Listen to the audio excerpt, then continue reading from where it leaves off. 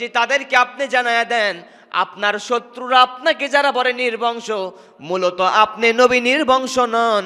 আপনারে যারা বলে নির্বংশ, ওরাই দুনিয়াতে নির্বংশ। পড়ি নাউজুবিল্লাহ। এটা আয়াতের অর্থ, সূরার অর্থ পড়ি আলহামদুলিল্লাহ। আল্লাহ তাআলা বললেন, ইন্না আতাইনাকাল কাউসার, হে নবী আমি আপনাকে কাউসার দান করেছি। ফাসল্লি লিরাব্বিকা ওয়ানহার, আপনি আপনার রবের জন্য নামাজ আদায় করেন এবং কুরবানি করেন। ওয়া ইন্না শানিআকা হুয়াল আবতার, হে নবী আপনারে যারা নির্বংশ বলবে ওই ব্যক্তিরাই নির্বংশ হয়ে গেছে। পড়েন আল্লাহু আকবার।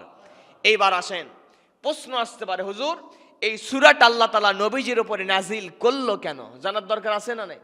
আল্লাহ তাআলা কোন প্রেক্ষাপটে, কোন সময় নবীজির উপরে এই সূরা নাজিল করেছেন, সেটার নাম হলো শানে নুজুল। সেটার নাম কি? আরো জোরে বলেন, সেটার নাম কি? এর আগে আমি সূরা ফাতিহা আলোচনা করেছিলাম, আজকে নিয়ত করেছি সূরা কাউসার আলোচনা করব ইনশাআল্লাহ।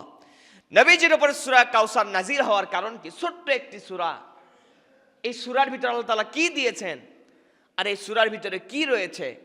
কাউসার শব্দের অর্থ আমরা জেনেছি প্রাচুর্য, ধন সম্পদ। আল্লাহু আকবার বলবেন না?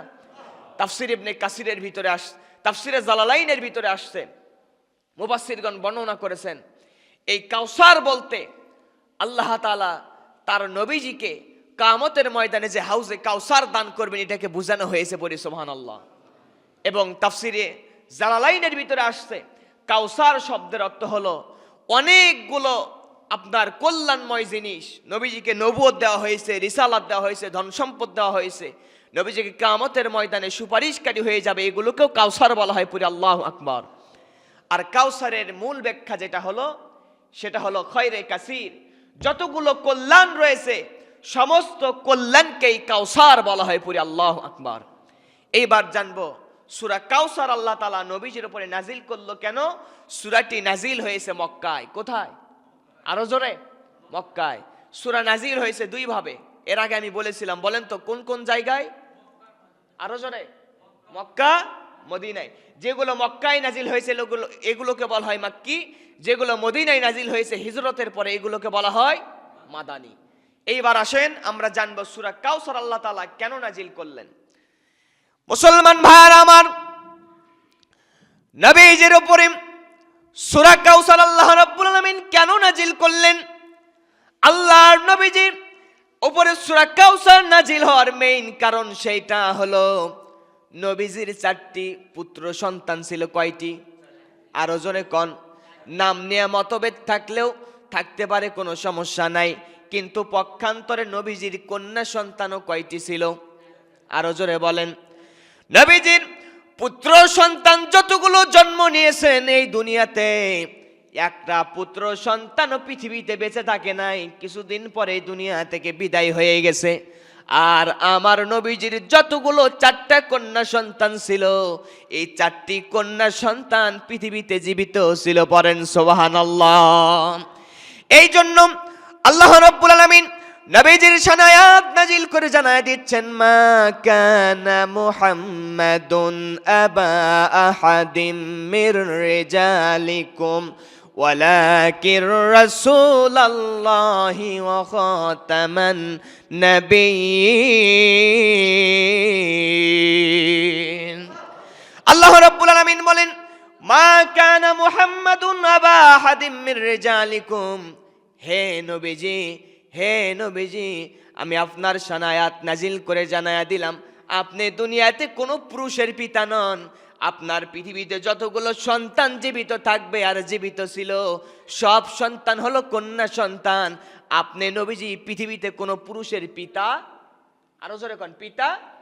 আল্লাহ তাআলা বলছেন এই পৃথিবীতে কোন পুরুষের আপনি পিতা নন, তবে আপনি হলেন শেষ জামানার পয়গম্বর, আখিরি জামানার পয়গম্বর জনাবে মুহাম্মদুর রাসূলুল্লাহ সাল্লাল্লাহু আলাইহি সাল্লাম।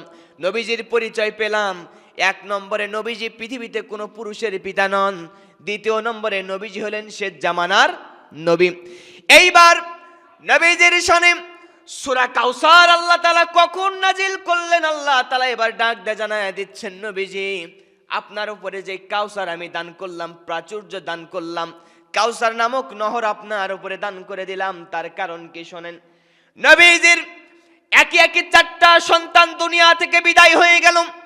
শেষ নম্বর ছোট্ট পুত্র আবুল কাসেম যখন দুনিয়া থেকে বিদায় হয়ে যায়, আবু জেহেল, উতবা, সাইবা, আবুল আহাব, কাফির, বেঈমান, বেদিনার, মুশরিক আর মুনাফিকরা চতুর্দিকে সংবাদ ছড়িয়ে দিল মুহাম্মাদের সব ছেলে সন্তান দুনিয়া থেকে এক এক করে বিদায় হয়ে যাচ্ছে, দুনিয়া থেকে মারা যাচ্ছে। পরবর্তীতে মুহাম্মাদের ধর্মকর্ম পালন করবার মতো কোনো সন্তান এই পৃথিবীতে থাকবে না। মুহাম্মদ নির্বংশ হয়ে গেছে, মুহাম্মদ শেষ হয়ে গেছে। মুহাম্মাদের বংশের বাতি জ্বালানোর মতো কোনো আর সন্তান থাকলো, ছেলে সন্তান না থাকলে এরকম কথা বলে কি বলে না যে ওর বংশে বাতি দিবে কে, ঠিক কি না? এমন সময় দেখা যায় যার কথা বলেছিল ওর বংশে বাতি দিবে কে, যার বিরুদ্ধে চারণ করেছিল, লক্ষ্য করলে দেখা যায় ওর বংশ একদিন শেষ হয়ে যায়, আর যার মেয়ে সন্তান জীবিত থাকে ওর বংশ ধাক ধাক করে উপর দিকে উঠে যায়। কথা কন ঠিক কিনা? কিন্তু এই কথা বলা ঠিক না যে নির্বংশ। এবার আবু জেহেল, উতবা, সাইবা, ওলীদ বিন মুগীরা, কাফির, বেদিন, মুশরিক আর মুনাফিকরা দেখলো নবীজির প্রত্যেকটা ছেলে সন্তান যখন দুনিয়া থেকে বিদায় হয়ে যায়, ওদের মাথা গরম, ওদের মাথায় এবার মুহাম্মদ সাল্লাল্লাহু আলাইহি ওয়াসাল্লামের বিরুদ্ধে গরম হয়ে গেছে। এইবার যদি মুহাম্মদকে আক্রমণ করা যায়, কথা কন ঠিক কিনা? এবার ওরা চতুর্দিকে সংবাদ ছড়িয়ে দিল যে মুহাম্মদ নির্বংশ হয়ে